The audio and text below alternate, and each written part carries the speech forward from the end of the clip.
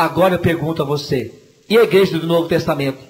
Será que ela também é sacerdotal? Abra sua Bíblia no Evangelho de São João, capítulo 20, 22. Aqui, Jesus dá autoridade aos apóstolos e uma autoridade de perdoar pecados. Essa autoridade só é concedida a quem é ungido como sacerdote. Somente o sacerdote pode perdoar pecados. Em nome de Deus, não em seu nome próprio. Veja, e depois destas palavras, soprou sobre eles dizendo, recebei o Espírito Santo. Aqueles a quem perdoardes os pecados, serão perdoados. Aqueles a quem os retiverdes, serão retidos. Jesus deu autoridade aos apóstolos no poder do Espírito Santo. Jesus soprou sobre eles o Espírito Santo. Jesus deu a eles autoridade no Espírito Santo de perdoar pecados. E nós vamos ver que essa autoridade, ela é sacerdotal. Abra sua Bíblia também agora, em Hebreus, capítulo número 5, versículo de 1 a 4. Não se pode falar carta de São Paulo aos Hebreus, não se sabe quem é o autor dessa carta, talvez seja Apolo. Eu estou lendo na tradução protestante. Porque todo sumo sacerdote, tomado dentre os homens, é constituído a favor dos homens, nas coisas concernentes a Deus, para que ofereça dons e sacrifício pelos pecados. Então, para que o sacerdote é constituído? Para que ofereça dons e sacrifício pelos... E como era no Antigo Testamento? Matava um cordeiro, e o sacerdote pegava o sangue do cordeiro e aspergia a comunidade. E eles acreditavam que aquele sangue perdoava o pecado do povo. E quem é que era o responsável por essa cerimônia? O sacerdote.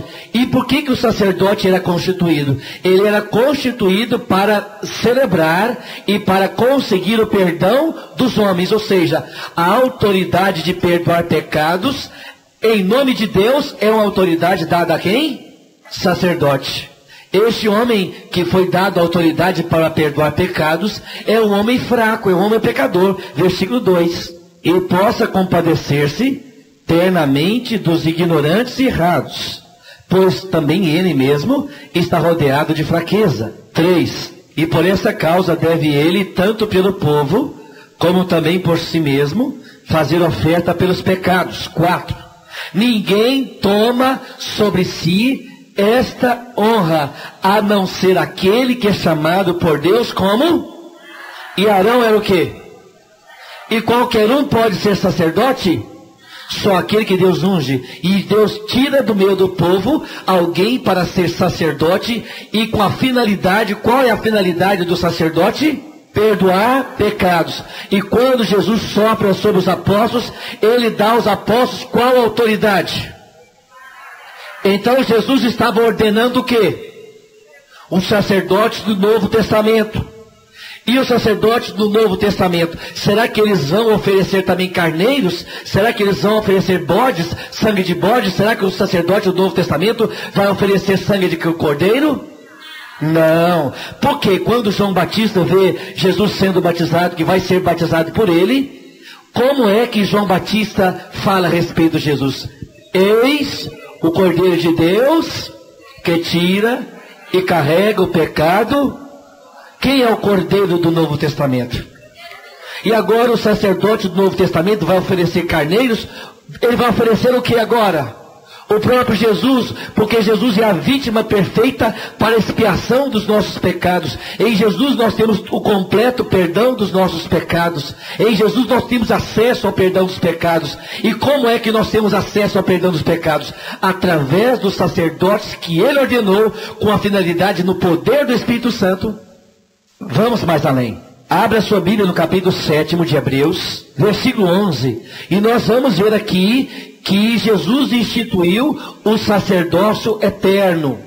Que Jesus não veio cancelar o Antigo Testamento, mas veio mudar, veio transferir, como diz aqui no capítulo 11, do capítulo 7, versículo 11, da carta aos Hebreus. De sorte que se a perfeição fosse pelo sacerdócio levítico, porque foi esse povo que recebeu a lei, que necessidade haveria de que outro sacerdote se levantasse, segundo a ordem de Melquisedeque, e não fosse chamado segundo a ordem de Arão?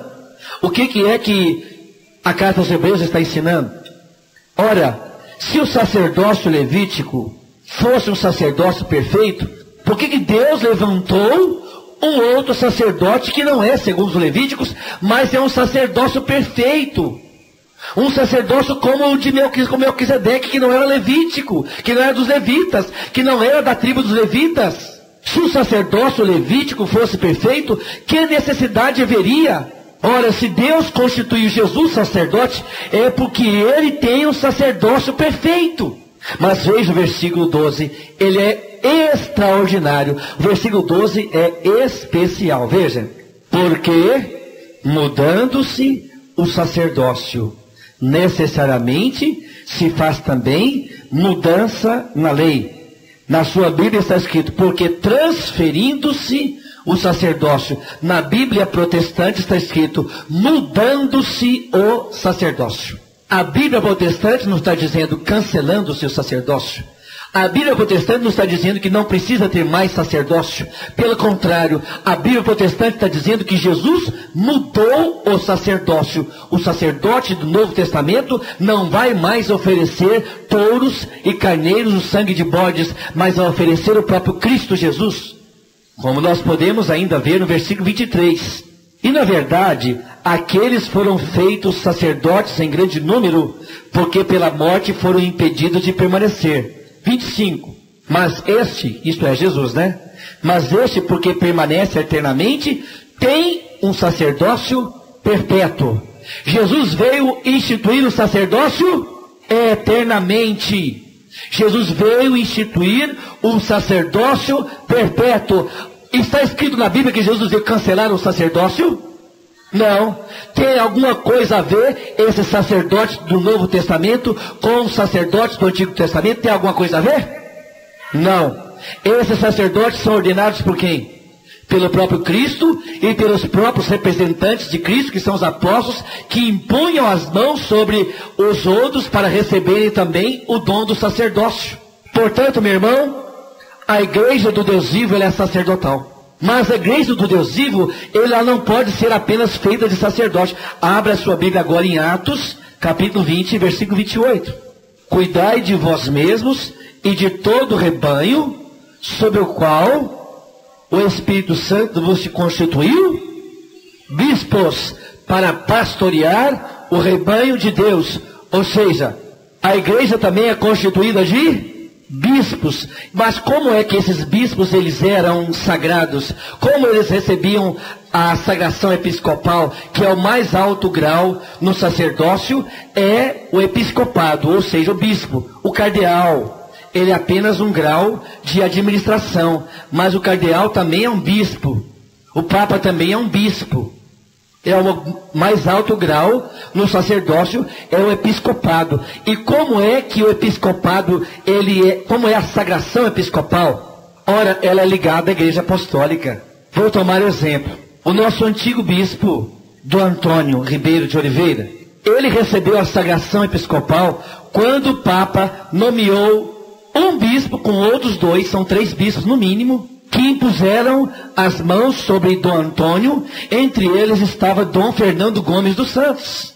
E quem impôs as mãos sobre Dom Fernando Gomes dos Santos? E se nós formos retrocedendo, nós chegaremos a quem? Nós chegaremos a Pedro. E isso é igreja apostólica. Algumas pessoas aí, porque tem muitas igrejas, começam a se chamar de apóstolos. Apóstolos de onde? Vieram de onde? São igrejas que têm 20 anos. E querem se dizer apostólicas. Vem de onde? Que apóstolos são esses? Era um dos 12? Como que se pode chamar apostólico, igreja apostólica, se não tem vínculo com Pedro, se não tem vínculo com o Papa? Como se pode chamar igreja apostólica? Não tem como.